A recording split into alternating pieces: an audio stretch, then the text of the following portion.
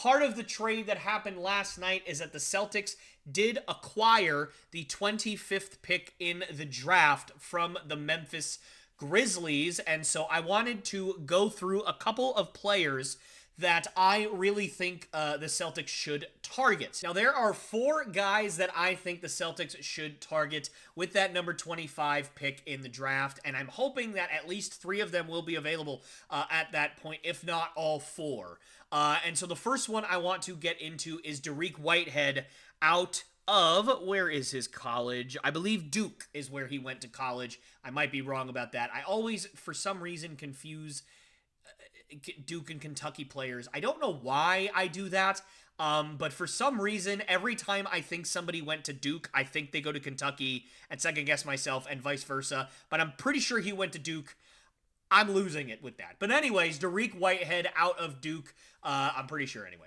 So he is a 6'7" small forward that is very young. He's only 18 years old right now, and he has a great wingspan. And this is something that you're going to hear a lot from me over the next couple of minutes here. Great wingspan, good positional versatility, good defensive versatility, and Dariq Whitehead shot the lights out from 3 this year. He shot 43% from downtown this year, and he is a guy that I think the reason he's so low in the draft this year is because he had some injury concerns and everything, which is never good for a prospect. You don't want those. Robert Williams had some injury concerns coming out of college, and we see that it has carried over to the NBA. It hasn't derailed his career, for the most part anyway, but it obviously has played a role. And the same thing could be the case for Dariq Whitehead, but athletically, skill-wise, what he brings to the table, I think at 25, the Celtics should take him if he's available. He is the number 1 guy on my board as far as I'm concerned at 25, and I think the CBS mock draft had them taking him at 25, and that would just be phenomenal to me. I would absolutely love for them to take him. I think that he could jump in, even at 18 years old, I think he could jump in right away, knock down some threes for you. I think he can be, I don't know if he could be quite as good of a shooter right away as Sam Hauser could be, but the Celtics need wing help this year. They really needed some more wings last year, quite frankly, because outside of Jason Tatum and Jaylen Brown, there were no other wings to speak of that they had in the playoffs. Grant Williams is not a wing as far as I'm concerned. He plays like a big. Sure, he stays outside and he shoots threes, but for me, defensively and mostly offensively, he's been a big. Sam Hauser didn't play at all. The only guys that were coming off your bench by the end were, and Malcolm Brogdon wasn't really playing, so it was Derek White, who he was actually kind of starting, and then either Robert Williams or Al Horford, depending on which one you wanted to start. Most of the time, Al was starting.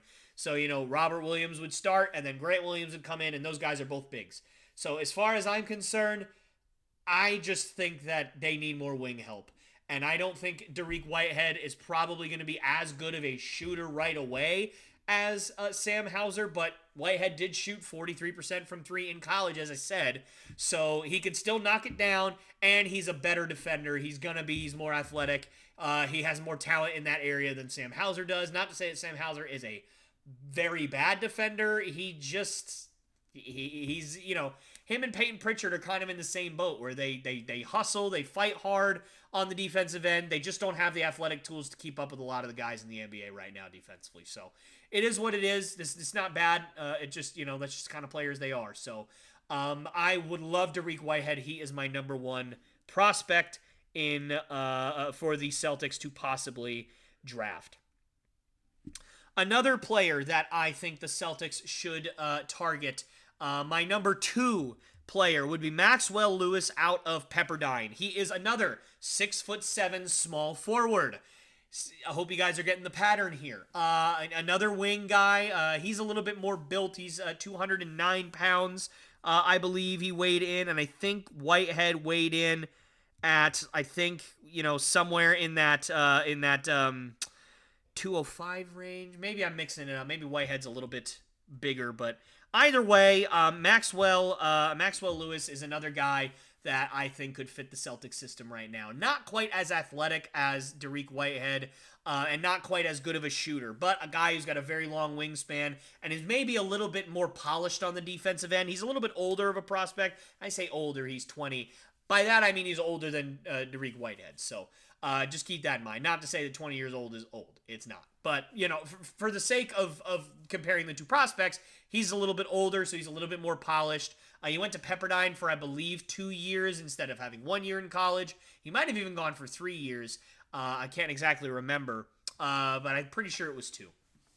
So I think Lewis is just a little bit more polished on the defensive end. So if you're needing more guys that can come in and be switchable and guard multiple positions, I think Maxwell Lewis is your guy, and a guy that can step back and shoot the three. He's not the greatest shooter in the world, only shot about 36% in college.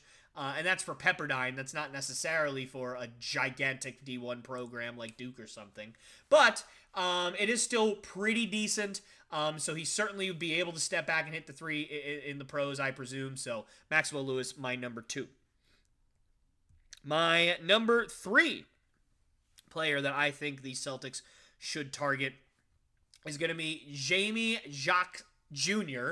It's difficult for me to say. Jamie Jacques Jr. It might be Jacques Jr. I'm not 100% sure how to pronounce it, but lots of J's. That's the point. And you know what? You already have Jason Tatum and Jaylen Brown on your team. You might as well add, Jamie Jacques Jr. Lots of J's. And then you might as well trade for Jaren Jackson Jr. while you're at it. And just have all the J's in the entire league on your team. So, all jokes aside, Jocks, I think, started out this process as a second-round pick, or a projected second-round pick. And obviously, 25th in the draft, you're not too far off from a second-round pick, but still, you're not a first-rounder, or you're not a second-rounder at that point. But he started out as a second-rounder, but honestly, his stats are really, really great. At UCLA this year, he had 18 points a night and 9 rebounds almost a night as a small forward.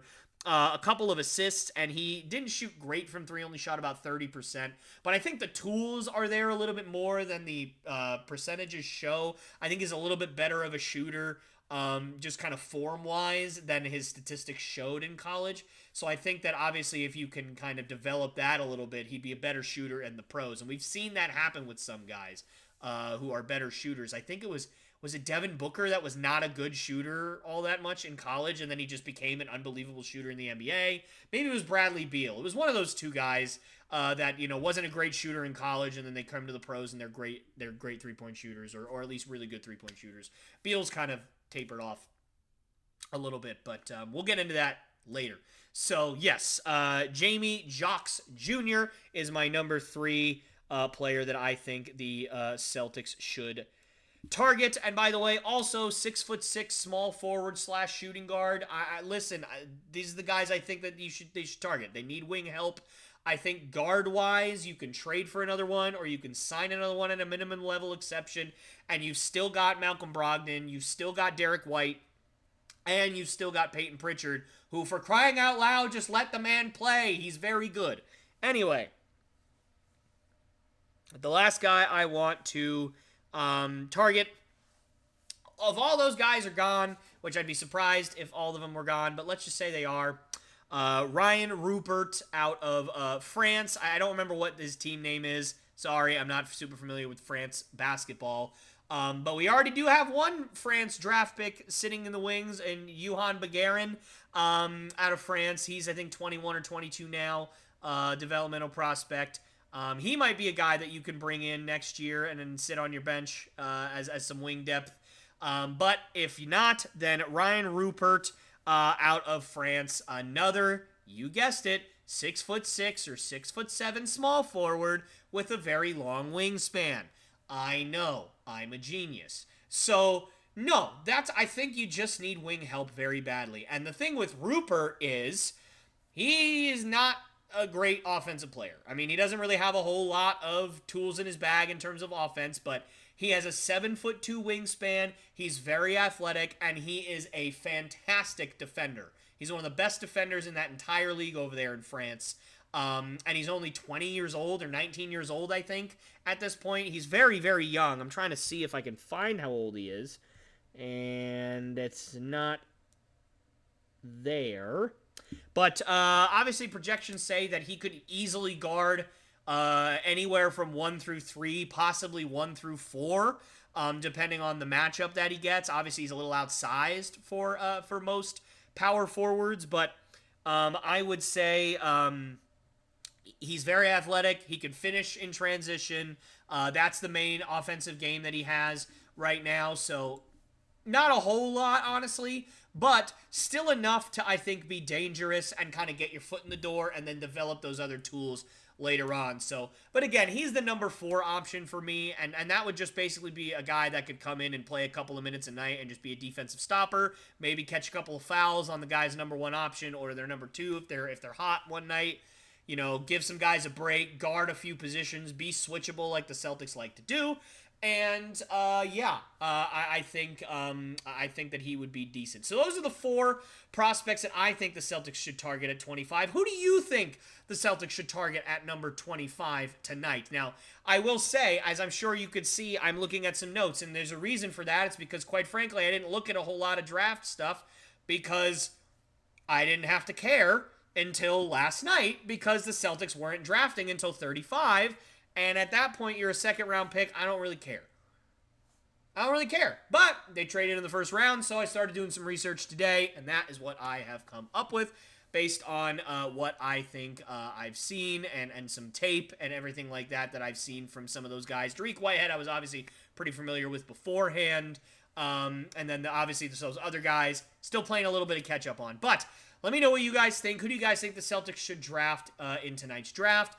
And by the time this comes out, you guys will already see it. The draft hasn't started yet. It's still only about 7:30 my time, which the draft is starting in a half an hour. So hopefully by the time I start editing this, the draft will be going and we'll get some answers. But by the time you guys see this, we'll already know who the Celtics drafted. So we'll see if I'm right once that draft comes out.